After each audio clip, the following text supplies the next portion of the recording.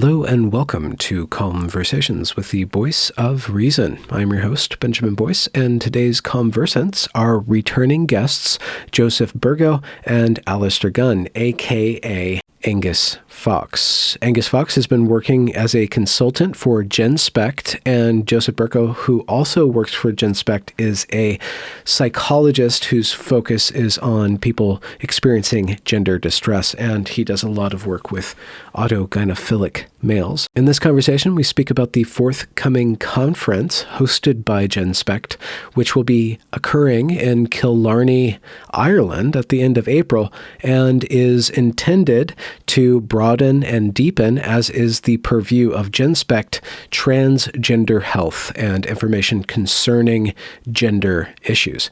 And that's basically what we talk about in this conversation. So without further ado, I'm going to get out of the way. Here is Joseph and Alasdair. You could be the world leader in dealing with gender distress through psychedelics. You go. Hey, I might just do that. You might just, yeah. Why not? Should we talk about the conference? Yes. I think you should. I think you should introduce the idea, Joe, because it was your slogan. Well, I when the Standards of Care 8 came down, I was very agitated about it, and I thought we should, as a unified group of bodies, go up against WPATH and say they really have discredited themselves, and it's time we stopped looking at them as the, quote, world authority on all things trans. And, I came out with this declaration, and lots of individual people signed on, people who belong to all sorts of organizations that are, present in this space, but the organizations wouldn't sign on. I couldn't get a coalition together, which I thought was what was needed. And as I got more involved with Genspect, and Stella O'Malley's political instincts kind of align with mine a lot, I agitated in this direction, but I think Stella really ran with it. She finally decided it's time we took on WPATH and EPATH, and we went head to head with them. We just say, no, you don't get to be the one voice that speaks with authority for all things trans, all things gender. So she came up with this idea of holding a conference in the same place at the same time as EPATH, which is the European version of US PATH, WPATH. It's all the same organization. They're holding their conference this year in Killarney, the end of April. They're doing, I think, the 27th and 28th of April. So Stella's brilliant idea was, let's hold a conference the exact same time, start one day later, and take it to them, which is exactly what we're doing. And we're presenting, rather than the fully medicalized narrow view that WPATH and EPATH present, we're presenting the bigger picture, which is the title of our conference, with beautiful artwork promoting it by Alasdair Gunn. And so we started off with this idea, and we said, well, let's see who we could get to come. And we've got everybody coming. It's a remarkable lineup. Lisa Lippman is coming, Ken Zucker is coming, Benjamin Boyce is coming, of all people. Helen Joyce is the keynote speaker. Alasdair and I are both speaking. Stella's speaking. Lisa Marciano will be there. There's going to be a live broadcast of gender, a wider lens that's going to be recorded there. And we had thought that Lisa Marciano was going to have to stand in for Sasha, who wasn't able to attend, but now Sasha will be there. So all of us from GETA, the Gender Exploratory Therapy Association, with the exception of Roberto, will all be there. Interesting people from the realm of feminism.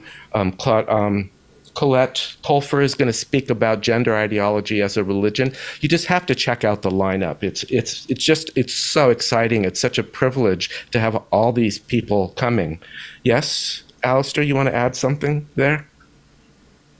Yeah, we're going to have art from Lordy, who's the woman she's from Devon, and she does those beautiful portraits of detransitioners. And we're going to have Nina Paley, author of Agents of Hag, also doing something. I don't think we've decided yet, but it's going to be something really good and art-based of some kind.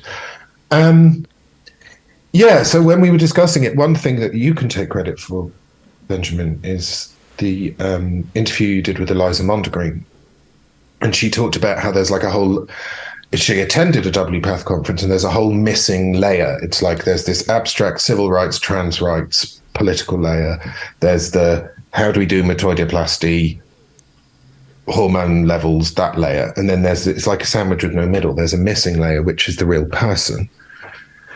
And so we're kind of, part of the vision was to bring together, not just make it just doctors, just clinicians, but to bring together people who are also working in the whole area culturally as well. Because ultimately it's, one of the things about transition is that it may be that sometime down the line you're facing consequences that you didn't expect. And a good clinician should be factoring that in. A good clinician should be giving you advice that's good for basically the rest of your life, not just some time-limited period of satisfaction, like a good salesman, or arguably a bad salesman. And so bringing in the voices of people who are looking at things like, okay, what do you do if you've transitioned? You're male, you transition, you're a trans woman, and you want to play sport. What is the answer to that? It's not good enough for any clinical body to say, hey, that's not our problem. Because if you are treating somebody and they say, I'm really into sport, you need to be able to be honest with them and say, okay, well, how are you going to compete? That's your duty of care to your patient. Your duty of care to your patient goes well beyond just the technical stuff. And it's not good enough just to layer on top this kind of abstract civil rights politics if the people you're treating are left in a worse position. So what we're trying to do is very ambitious, because we're trying to bring the science and the cultural aspects of this into the same place to have a conversation. Okay, yeah. Which should be very exciting. Well, and we should say, sort of like one of the most important things, there's going to be a lot of very prominent detransitioners who are going to be there speaking. There'll be a panel. Benjamin, I think you're leading one of these panels, aren't they, with the dialogue with Richie and Sinead and some other people who will be there. There's going to be more than one of those events. So, they're a huge part of this movement, this space. So we're giving them a voice, which, WPATH, EPATH doesn't give them a voice.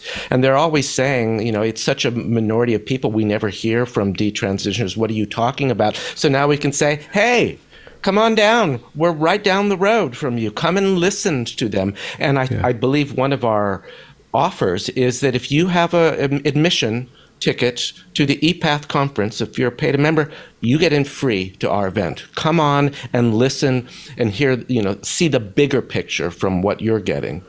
Yeah. And it's also that we're going to be there in this. Killarney's very small. It's beautiful. It's very small. It's, I don't know, what is it, 15,000 people or something like that. Wow.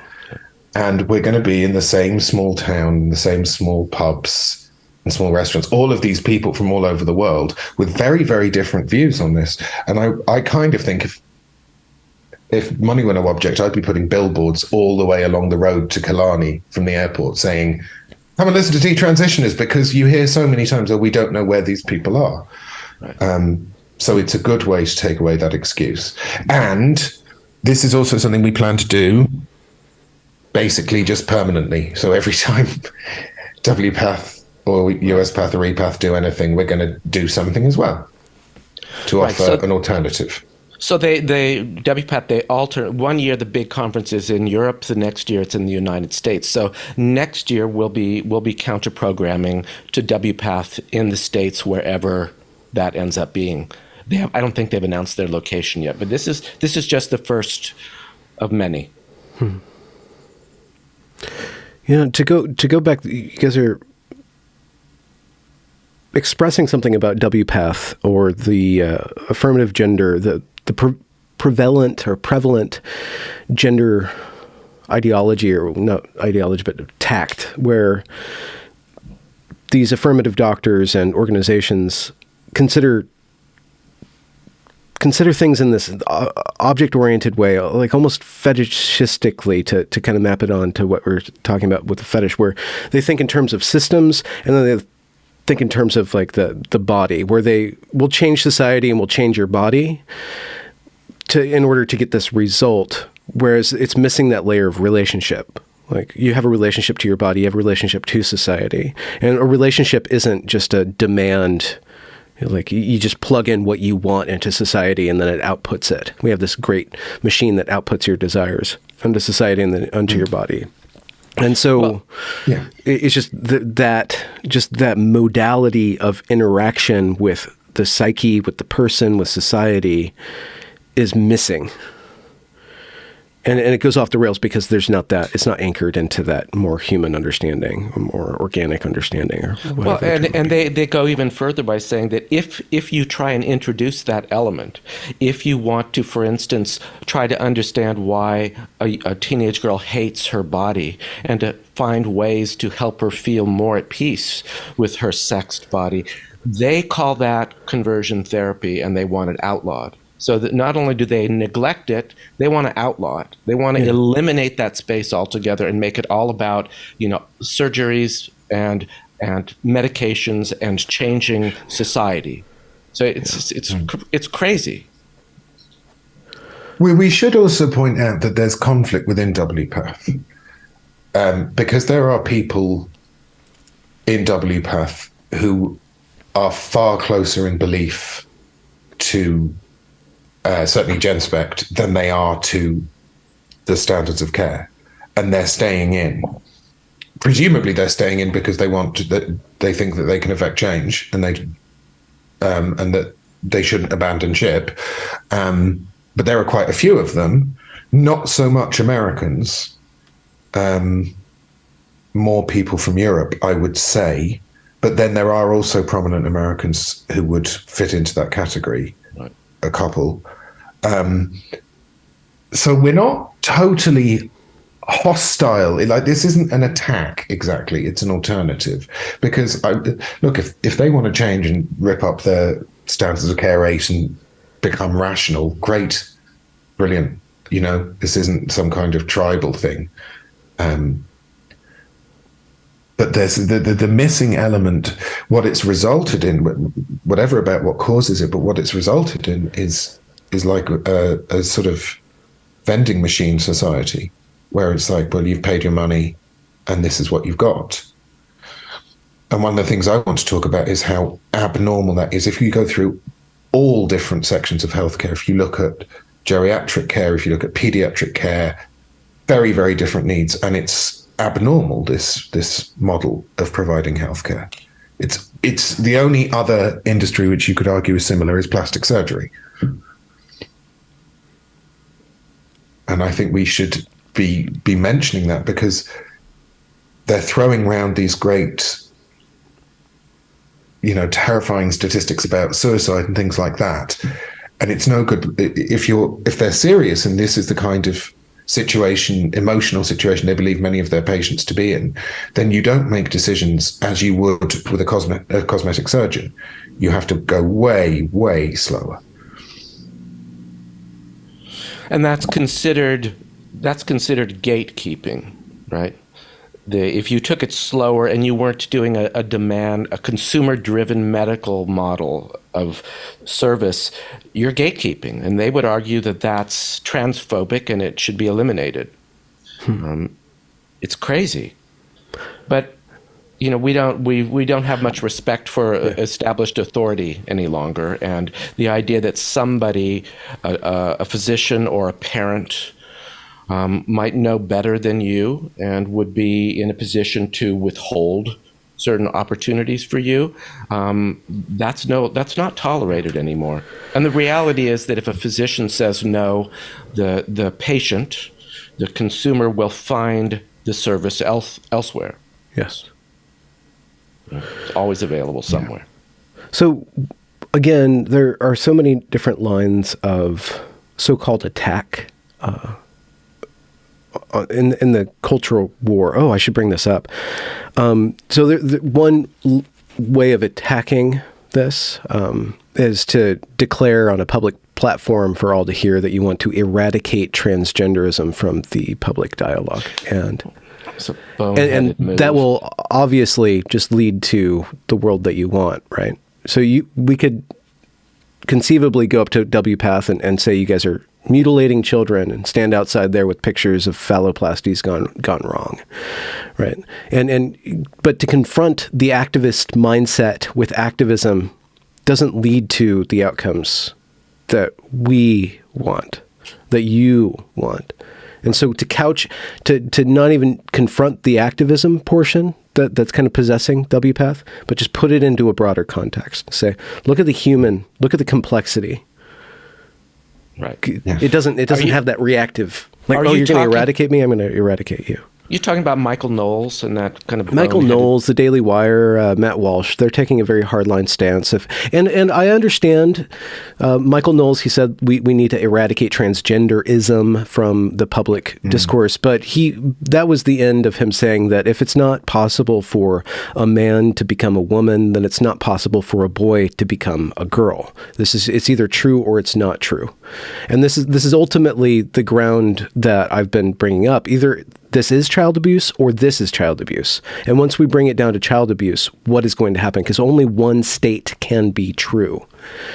So how we go about convincing or reaching a consensus of which is true is the question now. But they're turning up the heat. So I bring that up. That's my spiel. But I bring up the heat. Like what's your guys' reaction to the Daily Wire, the pugilistic, even Trump getting in on this? Like, we're going to ban this stuff. Yeah. Well, I have two responses. One is extreme positions on the progressive left are now provoking extreme reactions on the hard right. Neither one is a particularly thoughtful or helpful position, but they're kind of understandable, the action-reaction. And then the counter-argument, I would say, is all of these red states who are passing these bills banning, affirmative care for minors. On the one hand, I'm really opposed to that. I don't think that government should be regulating medical care. But on the other hand, what do you do when the institutions have been captured by a kind of ideology and they won't regulate themselves? It seems to me it's a legitimate position for a government to say is then fine. We will come in and we will regulate you if you won't do it yourself. I think the obvious solution is for the professions to get a grip, right? Yeah. This is the third way. The professions become the adults in the room, but then you see, what Julia Mason has said, like within the American Academy of Pediatrics, there was, they tried to get it on the agenda at their conference to discuss affirmative care, and they were so captured that the activists were able to keep it off of the agenda, so the whole membership could not vote on it. What are you to do then? Well, instead of the government banning affirmative care, the government can demand that the professional organizations do a thorough audit. Like, we want to hear all, and then a knowledgeable expert from the government is commissioned to audit these various things and say, okay, what are the questions that are not being asked? You guys have to process this, like demanding the professional organizations from the top down to really meet some sort of standards. Because the government does have, like the FDA, we do have some sort of standards that the government does impose its will upon us in a certain way. But going the banning route is inefficient. No. But it's faster and it's sexier. Right. I mean, it gets more attention.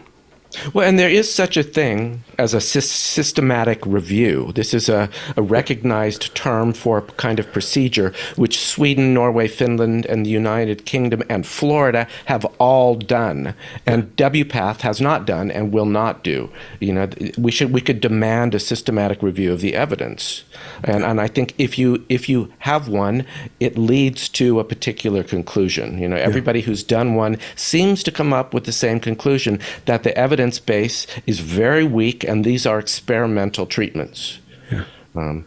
And so, just to reiterate, the counter conference in Killarney is not a competitive conference. It's actually offering them offering WPATH a safe way before the big bad government comes and demolishes them. Say, listen, we can save a little bit of your hide if you guys just start being a little bit less evil. That's it. We're just being altruistic. We're just trying to be helpful. Yeah. This is a very American conversation. I don't have any problem at all with government coming in and banning pediatric transition. Do it. Absolutely. Okay. Well, you trust your government more than we do. You reckon? Well, why would you want the government involved in it then? I mean, your mindset, the government does provide health care. Well, it's not a mindset. It's the reality. The government provides the health care. Right. So, yeah. And I don't know. It's like, I think we're seeing the beginning of a huge wave of young people who regret this. So the timings are quite interesting when you look at the average time between transition and detransition and how it differs for male and female. There's an argument that this is just going to go up massively. And I think to get lost in some kind of abstract conversation about, well, it feels abstract to me, about sort of a preferred way of dealing with it through regulation. I think however we deal with it. And that's kind of what I think about Matt Walsh and everything. I think one person throw a pan, somebody else throw a stick, somebody else throw, do you know what I mean? I always go to combat metaphors, but I'm not that interested in a big public who's right. I don't have a lot of time for people who throw the first stone in this. I think if somebody else is campaigning against this in a way you don't like, okay, prove them wrong by doing better. Yeah, I think. Well, but so we can discuss our responses to the rhetoric, to the pugilistic or the warrior rhetoric that's going on from the left and the right. But I just wanted to put the Genspect conference in relief to that this is not, it's not a grandstanding thing. It's an investigative, relational discussion. It's a conversation. Well, yeah. And some of us do have pretty strong feelings about the impact of full affirmative gender medicalization on kids. Some of us have very strong feelings about WPATH putting in a chapter on Unix and taking out the chapter on ethics. Like, we definitely do have some pretty strong feelings on this, but we're here to discuss. We're not here to grandstand and make a big publicity stunt. No, and but we don't all agree with one another anyway. I was just going to say, we don't all agree with one another anyway. We don't have a pronoun policy as an organization. We don't, we're not doing that. What we are doing is the ability to meet and discuss differences civilly and maybe even enjoyably. And you can sit down with somebody who has very, very different beliefs from you and cooperate. What binds us together is the idea of stopping medicalization for people under 25 and improving the information that anyone who transitions gets and the aftercare they get and all the rest of it. Yeah. Sorry, Joe. No, I would say that there's an aggressive element to it, and I do feel aggressive about it. It's like, you don't get to hold yourself forth as the single world authority on these issues. No.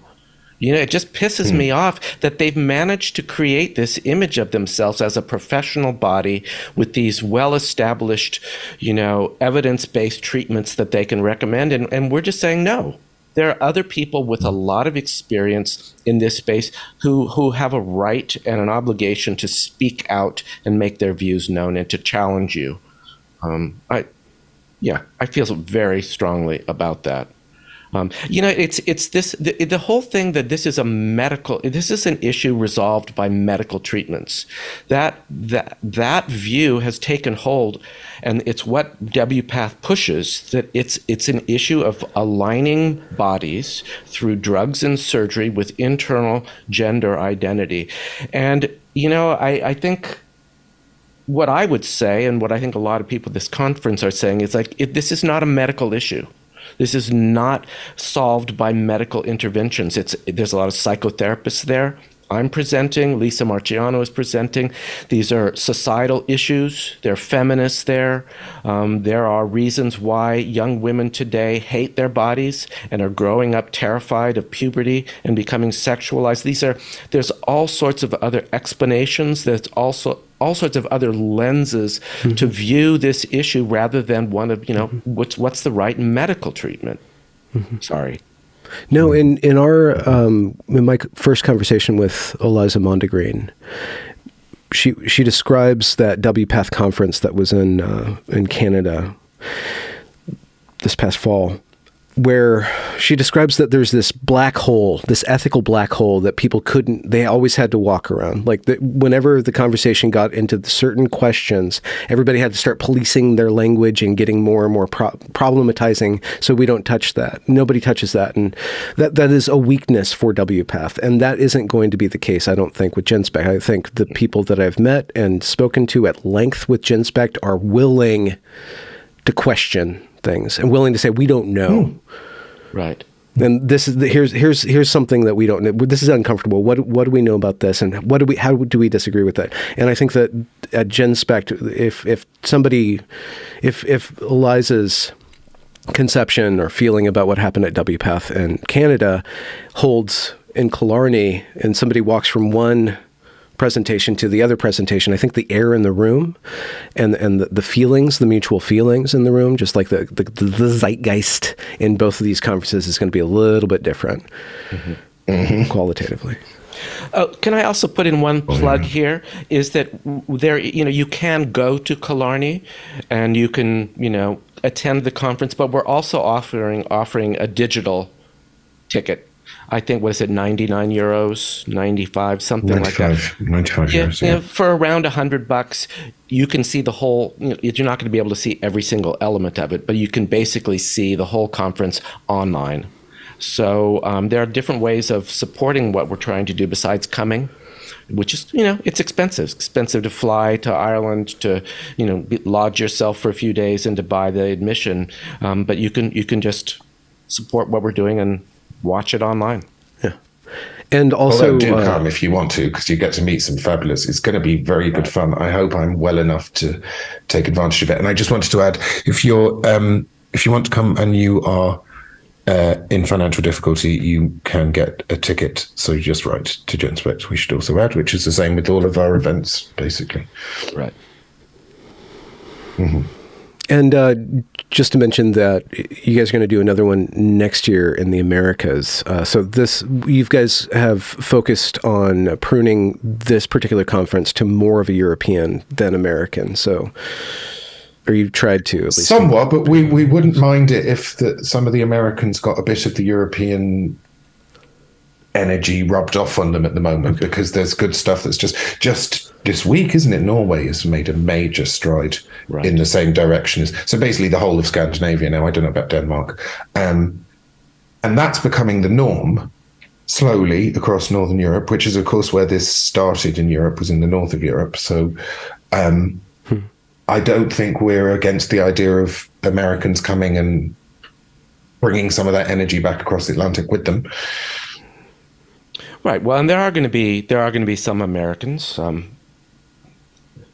I'm going to be there. Benjamin's going to be there. Julia Mason will be there. Who else is coming? Yeah. Lisa Marciano, Sasha. There's some prominent Americans coming. Eliza's living in Canada, but she's a prominent American. Yeah. At least in my heart. Oh. Yeah. And it's going to be at the end of April. I'll put links in the description for this if anybody's interested. And there will be live streaming, and I will be doing a ton of interviews there that will be published on Genspect and my channel in the ensuing weeks afterwards for more personal, in-depth. And we're having a debate. And what else are we doing? We're having a debate. And there's got loads of Q&As. Okay, yeah. Right. But a kill stream. The thing I'm so excited about, though, is to get to meet all of these people. I've never met you, Benjamin. Well, and there's any number of other people that, I interact with all the time that I've never met. Yeah. I mean, it's so exciting. Yeah. I have to lose a little bit of weight before everybody sees my full torso. Tick tock, tick tock. Good on it. It's Ramadan. I'll be He's got sparing a myself for suit. about a month between you there. A suit. I Yeah, got I my think I need to got buy my a suit. driving caps going on. Yeah, you should get a suit. I think I'm going to haven't- end I it there haven't just worn a so suit for people that can long. have a compressed version of the talk, specifically for promoting the Genspect conference. What is it called? Just The bigger picture. Bigger picture. the bigger picture. Genspect presents the bigger picture. Okay. And we have rebranded. This is at the time we announced this conference, we've repositioned, and Genspect is now a healthy approach to sex and gender. Okay. So might not be the world health, but we're a healthy approach. Yeah. And right, we're saying there are other approaches than the fully medicalized one. Yeah. Right. Fully affirmative. Yeah. Yeah. Which is the result of many years of talking about healthy mindset and healthy psychology and all the rest of it, So, yeah. It's nice that those conversations have product. Yeah. Well, thank you both. Thank you, Benjamin. Thank you very much, Yeah. Benjamin. Appreciate it. For sure.